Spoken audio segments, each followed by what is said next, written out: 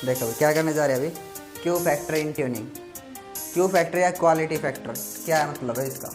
देखो आपका जो ट्यूनिंग सर्किट होता है उसमें एक रजिस्टर लगा होता है, एक रजिस्टर, एक इंडक्टर और एक कैपेसिटर, सी, एल और R, L C R series circuit. और यहाँ हम सिग्नल देते हैं इसको, यहाँ सिग्नल देंगे। Signal means fluctuating EMF is equals to E naught sine omega t. ठीक है, देखो जैसे इलेक्ट्रोमैग्नेटिक वेव आ रही है, ठीक है, हमारे मोबाइल में मैंने बोला हुआ है क्या है, एक acceptor circuit, L C R series circuit. Radio में क्या है, सेम चीज़, L C R series circuit. Television में भी क्या है, सेम चीज़। जब अप्लाइड ईएमएफ, अप्लाइड ईएमएफ की क्या है कि वोल्टेज से फ्रीक्वेंसी दिख रहा है आपको ओमेगा, क्या है इसके कि फ्रीक्वेंसी। तो वो वाली फ्रीक्वेंसी जब इसके साथ मैच कर गई, इसकी खुद की फ्रीक्वेंसी है एक सर्किट की, क्या नाम बोला हुआ है मैंने उसका, नेचुरल फ्रीक्वेंसी। कितनी होती है कौन बताएगा, ओमेगा इज इक्वल्स टू, बताइए कितनी होती है। Very good, 1/√LC। तो ये अप्लाइड ओमेगा है आपका ये, और ये इसके साथ मैच कर जाता है इस √LC के साथ, तब इस सर्किट में करंट क्या होता है, मैक्सिमम। यानी कि इसके अक्रॉस वी अक्रॉस R, और करंट भी यहाँ ऐसा ही था, करंट का वेक्टर ये करंट यहाँ ऐसा, करंट तो सेम है सीरीज़ में, करंट यहाँ वोल्टेज आगे है पाई बाई फेज डिफरेंस से VL, और यहाँ वोल्टेज पीछे है पाई बाई फेज डिफरेंस, पाई/2 से, पाई/2 फेज डिफरेंस, इतना तो याद होगा। और इन सभी को ऐड करके नेट वोल्टेज बनाते थे हम, और उससे XL और XC बनता था। ठीक है, नेट EMF बना था और उसमें अपनी इम्पीडेंस ट्रायंगल बनी थी। यानी कि इस सर्किट में जो करंट है, करंट का formula E0/Z, Z means impedance, और इम्पीडेंस का फॉर्मूला मैंने आपको बताया हुआ है √R² plus XL minus XC whole square. तो XL और XC जब इक्वल हो जाते हैं तब इस सर्किट का रेजिस्टेंस, इम्पीडेंस सिर्फ कितना बचता है, रेजिस्टेंस के इक्वल। ओके ठीक है, उस टाइम पे अप्लाइड EMF अगर आप मेजर करना चाहो बेटा अप्लाइड EMF कितना, तो आप क्या करो, इसके अक्रॉस वोल्टमीटर लगा के देख लो। क्यों, क्योंकि ये तो क्या हो गया है, इसके अक्रॉस लगा के देखोगे, इसके अक्रॉस इन्होंने तो क्या कर लिया, एक दूसरे को बैलेंस कर लिया है, समझ में आ रहा है। इसमें नीचे की तरफ है, अगर आप V/I करोगे इस V/I तो आपको क्या मिलेगा, XC। देखो मैं आपको लिख के दिखाता हूँ, यहाँ वोल्टेज I/R, यहाँ voltage across L, I XL, और XL मेरे को पता है क्या है, L ओमेगा। XL की वैल्यू क्या है, L omega. Voltage across capacitor, I XC मेरे को पता है 1/C ओमेगा, तो इसको क्या लिखूंगा मैं, I/C ओमेगा। समझ में आएगा। XL और XC तो क्या हो गए हैं, इक्वल, इन्होंने एक दूसरे को क्या कर दिया है, कैंसिल। मतलब ये रेजिस्टेंस इस रेजिस्टेंस के इक्वल हो गया, इसका रेजिस्टेंस इसके रेजिस्टेंस के इक्वल हो गया। XL वही तो चीज़, अपोजिशन टू द करंट। अब आप देखना चाहते हो अप्लाइड EMF कितना, जितना आपने अप्लाई किया था, अप्लाइड EMF कितना। अप्लाइड EMF का मतलब क्या है, जो इलेक्ट्रोमैग्नेटिक वेव आ रही है अपना रेडियो का एंटीना, उसमें चार्ज को ऑसिलेट करवा रही है, उसमें EMF बना रही है। अपने मोबाइल के एंटीना में आई इलेक्ट्रोमैग्नेटिक वेव और उसने EMF बनाया अपना, वो EMF कहाँ आप मिलेगा आपको, कहाँ देखोगे आप, वो EMF यहाँ मिलेगा आपको। आगे समझ में, वोल्टेज अक्रॉस R, वही तो अप्लाइड EMF होगा, टेंशन लेने की ज़रूरत नहीं है। आ गया ना समझ में। अब आपका जो ग्राफ है, in the condition of resonance और ट्यूनिंग, आपका इम्पीडेंस कम से कम हो जाएगा, रेजिस्टेंस उस टाइम पे आपका ग्राफ ये बनता है। कल भी मैंने आपको समझाया था, ये फ्रीक्वेंसी, एक पार्टिकुलर फ्रीक्वेंसी पे ये वाला ग्राफ आपको मिलता है, ठीक है। यानी कि ये फ्रीक्वेंसी ऐसी है जहाँ पे करंट क्या है सर्किट में मैक्सिमम, ये करंट आई नोड, ठीक है। ये क्या है, यहाँ हायर फ्रीक्वेंसी, थोड़ी सी इससे हाई फ्रीक्वेंसी होगी हाफ पावर तक, इधर लोअर फ्रीक्वेंसी से थोड़ी सी, वो भी तो करंट बनाएंगी हाफ पावर तक। यहाँ तक कि जितनी भी फ्रीक्वेंसी हैं वो भी करंट बनाएंगी। यानी कि ये इसके क्या सेट होगी बैंड विड्थ, ये delta omega to delta omega. इससे नीचे ओमेगा नॉट से नीचे वाली फ्रीक्वेंसी करंट बनाएंगी, कहाँ तक है, हाफ पावर तक वाली। इससे नीचे वाले डिस्टर्ब नहीं करेंगे। इससे ऊपर वाली फ्रीक्वेंसी, ओमेगा नॉट से ऊपर वाली फ्रीक्वेंसी, वो भी करंट बनाएंगी।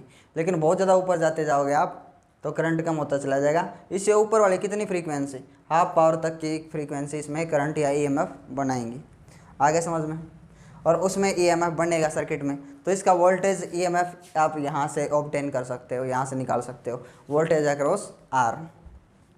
अब क्वालिटी फैक्टर का मतलब क्या है, आप इस ग्राफ से सेटिस्फाई नहीं हो, ठीक है, आप तो मैं नहीं मान लो, ठीक है। क्या है, आप और करंट बढ़ाना चाहते हो, ठीक है, करंट और बढ़ाना चाहते हो। ये पहला ग्राफ था आपका, ये वाला, ये पहला सर्किट, इस ओमेगा नोड पे मैक्सिमम वैल्यू ऑफ करंट, ठीक है, ये वाली आई नोड। लेकिन इतने करंट से सेटिस्फाई नहीं है हम क्या चाहते हैं, ये जो शार्पनेस है और इंक्रीज़ हो। क्वालिटी फैक्टर का मतलब क्या है, शार्पनेस। शार्पनेस देखिए, एक सर्किट के लिए ये है, दूसरा सर्किट और हमने बनाया उसके लिए क्वालिटी फैक्टर ये है, ये देखो, उसी फ्रीक्वेंसी पे आपने करंट बढ़ा दिया है, समझ में आ गया। अब देखो, ये है पीक वैल्यू इसकी, दूसरे सर्किट में करंट इतना मैक्सिमम, इसके लिए आई नोट, ठीक है। आप इससे भी सेटिस्फाई नहीं हो तो और करंट बढ़ा सकते हो, सेम फ्रीक्वेंसी। देखो अब ग्राफ यहाँ तक पहुँच गया आपका, आपकी क्या चीज़ समस्या हल हो रही है, देखो ध्यान से। यहाँ जब आप यहाँ थे, इसमें देखो हाफ पावर तक का करंट यहाँ था और ये बैंडविड्थ बनी थी। अब पहले वाला सर्किट ये आपका उतनी बैंडविड्थ, दूसरे में देखो पीक यहाँ तक है, हाफ पीक तो यहाँ है और हाफ पावर यहाँ तक है। तो पहले वाले की जो बैंडविड्थ थी ये वाली, यानी कि इतनी frequency delta two delta omega, यहाँ तक करंट बना रही थी। अब देखो ये शार्प हो गया है, यानी कि ये जो विड्थ है, चौड़ाई, वो भी घट गई है दूसरे में, और तीसरे में तो और घट गई है। क्या हो गया, ग्राफ शार्प हो गया, समझ में रहे। तो यानी कि ये जो आपकी जो चौड़ाई थी टू डेल्टा ओमेगा, ये भी डिक्रीज़ हो गई है और ग्राफ क्या हो गया आपका, शार्प। इसी को क्या बोलते हैं, क्वालिटी इंक्रीज़ करना, शार्पनेस इंक्रीज़ करना। इसके लिए देखो आप, इसके लिए करंट मैक्सिमम यहाँ तक है, इसके लिए यहाँ, लेकिन इसकी हाफ पावर यहाँ तक होगी, यहाँ तक, तो फिर इसके टू डेल्टा ओमेगा की चौड़ाई देखो आप कितनी कम होगी। यानी कि और साइड वाली फ्रीक्वेंसी डिस्टर्ब नहीं करेंगी और आपका रेडियो सिग्नल बहुत मस्त चलेगा एकदम।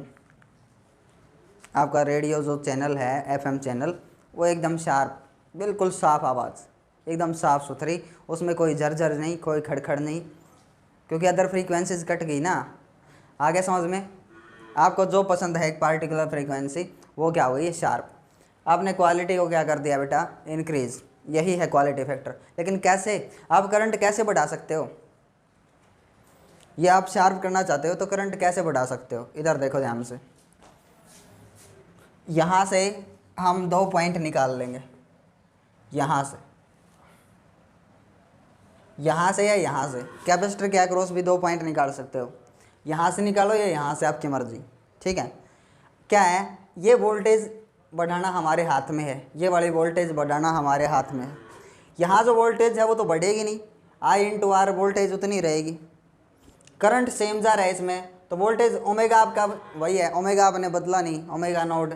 आप क्या इंक्रीज़ करके इसका वोल्टेज बढ़ा सकते हो, आपको दिख रहा है फॉर्मूले में, क्या इंक्रीज़ करो, एल।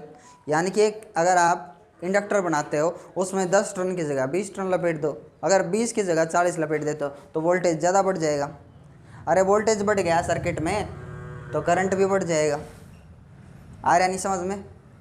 तो हम क्या करते हैं, यहाँ से 2 पॉइंट निकाल लेते हैं और यहाँ से यहाँ से जो वोल्टेज आ रही है ना, यहाँ इसके अक्रॉस वोल्टेज वो है 5 माइक्रोवोल्ट। ध्यान से देखिए, हमारा जो सिग्नल पकड़ रहा है ना, हमारा मोबाइल एक्सेप्टर सर्किट की फ्रीक्वेंसी और इसकी मैच कर गई, करंट मैक्सिमम हो गया, ठीक है।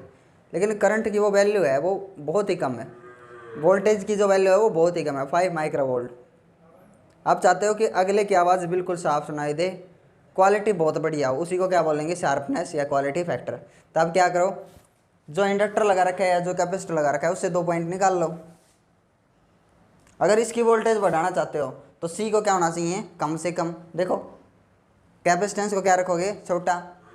समझ में आ गया। इसलिए अब पहले 5 माइक्रोवोल्ट बन रहा था ईएमएफ या वोल्टेज, अब एल के अक्रॉस, एल आपने इतना बढ़ा दिया, अब 500 माइक्रोवोल्ट बन रहा है। ईएमएफ बढ़ गया कि नहीं, ईएमएफ बढ़ गया। अब इन 2 वायर्स को आप अपने सर्किट में कहीं पर भी ले जाओ, स्पीकर में ले जाओ, कहीं पर भी ले जाओ, जिससे आपका करंट इंक्रीज हो सके, अच्छी साफ आवाज़ आप सुन सको। आ गया समझ में, आया। This is quality factor in tuning. अब क्यू फैक्टर के लिए फॉर्मूला बनाना होगा। Q factor voltage developed across L और सी, बिल्कुल दोनों आप यूज़ कर सकते हो। मैं ये नहीं कह रहा सिर्फ एल के अक्रॉस आप 2 वायर निकालो, 2 वायर आप कहीं से निकाल सकते हो। तो वोल्टेज डेवलप्ड अक्रॉस एल और सी, वोल्टेज जो डेवलप होगा एल और सी के across, divide by voltage, input voltage, applied voltage. Applied voltage कहाँ देखोगे आप, वोल्टेज अक्रॉस आर, कहाँ देखोगे applied voltage, voltage across R, R के अक्रॉस जो वोल्टेज है भाई। आया ना समझ में। अब क्यू फैक्टर, क्यू फैक्टर क्या होगा, वोल्टेज अक्रॉस एल, एल के अक्रॉस निकाल लिया हमने 2 पॉइंट। फॉर्मूला क्या होगा, I L omega divide by voltage across resistor, I into R, ठीक है। आई सेम ले लो, ये वाला आई से I cancel, Q factor is equals to L omega divide by R. Omega का क्या फॉर्मूला है, एक omega natural frequency 1/√LC, 1/√LC, omega की जगह पुट किया हमने, ठीक है। अब Q factor is equals to क्या होगा, देखो इसको आप क्या ले सकते हो, एल को क्या ले सकते हो, एल स्क्वायर रूट लिखो तो कोई दिक्कत नहीं है ना। मैं ऊपर वाले एल को मैं स्क्वायर लगा दूँ और रूट लगा दूँ तो स्क्वायर से रूट कैंसिल, सिंपल एल ही तो बचेगा बाहर, अपॉन में आर, और नीचे क्या है √LC। तो मतलब इस पूरे के ऊपर रूट हो गया ना, मतलब ये रूट इसके ऊपर भी लगा सकते हो अब आप, है ना। एक एल से एक एल कैंसिल, √L अपॉन में क्या बच गया, C. So Q factor is equals to 1/R √L upon में सी,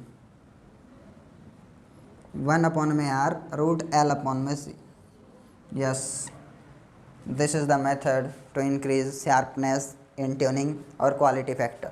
क्या मतलब, रेजिस्टेंस को कम रखो, ठीक है, करंट बढ़ जाएगी मान लिया, क्योंकि आपका जो इम्पीडेंस है वो रेजिस्टेंस के इक्वल ही तो होगा उस टाइम पे, मैक्सिमम करंट होगा जब। तो रेजिस्टेंस को कम रखो। What is L, inductance, inductor की वैल्यू कैसे बढ़ाओ, नंबर ऑफ टर्न्स ज़्यादा लपेट दो, है ना। Capacitance should be as less as possible, capacitor छोटा लगाओ। दिख रहा है ना फॉर्मूले में, मैंने पहले बता दिया था फॉर्मूले में, और दिख गया आपको, ठीक है। एक तो ये तरीका है,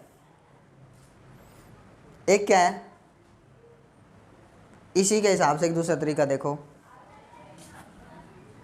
क्वालिटी फैक्टर को और किस तरह से रिप्रेजेंट कर सकते हैं। Quality factor,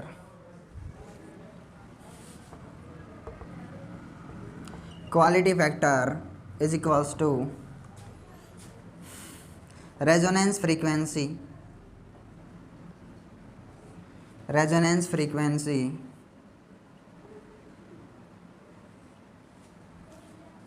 divide by band width,